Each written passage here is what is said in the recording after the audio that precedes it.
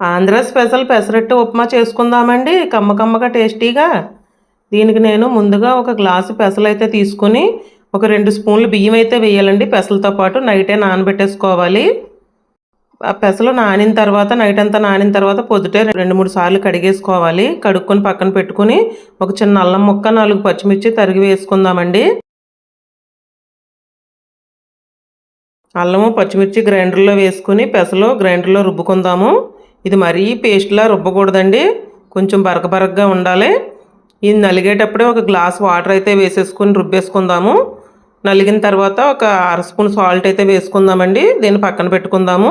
మనం పిండి పక్కన పెట్టుకున్న తర్వాత పెసరట్లో ఉప్మా కోసం పొయ్యి మీద పేనం పెట్టి పేనం వేడెక్కిన తర్వాత ఒక 2 స్పూన్ల ఆయిల్ అయితే వేయాలి. ఆయిల్ వేడెక్కిన తర్వాత ఒక 1/2 టీ స్పూను పచ్చెనపప్పు, ఒక 1/2 టీ స్పూన్ మినపప్పు, ఒక 1/2 టీ స్పూన్ ఆవాలు వేసిన తర్వాత ఒక సన్నగా తరిగిన ఆనియను, ఒక 6 పచ్చిమిర్చి, సన్నగా తరిగిన కరివేపాకు అయితే వేయాలండి. తర్వాత 1/2 టీ స్పూన్ పసుపు వేసి ఒక లోటా నీళ్ళు అయితే వేయాలి. తర్వాత ఒక 1/2 స్పూన్ సాల్ట్ అయితే వేయాలి.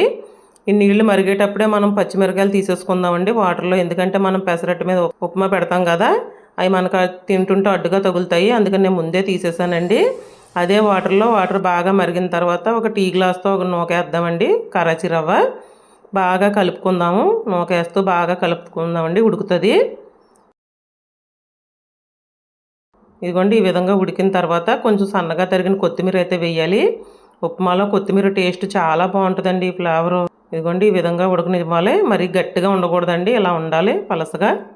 మరీ పలసగా కూడా ఉండకూడదండి, చూపించిన విధంగా అయితే ఉండాలి. ఒక లోటా నీళ్ళకి ఒక టీ గ్లాస్ నూక అయితే పడుతుంది.